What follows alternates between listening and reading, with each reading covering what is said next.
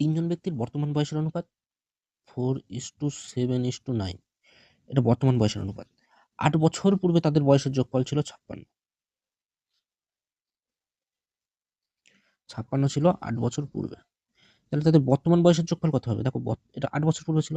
তার মানে এর থেকে ৮, এর থেকে ৮, এর থেকে ৮, ৩ জনেরই ৮ বছর করে বাদ দিলে যেটা হবে সেটাই এটা। কিন্তু আমাদের বর্তমান অনুপাত বলেছে, তাই বর্তমান যোগফলটা বের করব। তাই ৮ করে দিলে +৮ +৮ +৮ যোগ করতে হবে। মানে এর সঙ্গে ৩ × ৮ = ২৪ আমরা যোগ করব।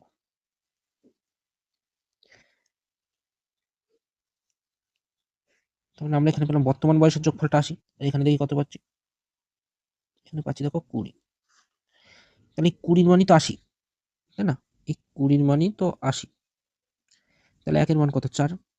এবার আমরা বয়স ১ এর মান ৪ মানে এখানে ৪ অনুপাত বলেছে। ৪ এর মান ১৬, ৭ এর মান ৪ × ৭ = ২৮, আর ৯ এর মান ৪ × ৯ = ৩৬। এই হলো তাদের বর্তমান বয়স।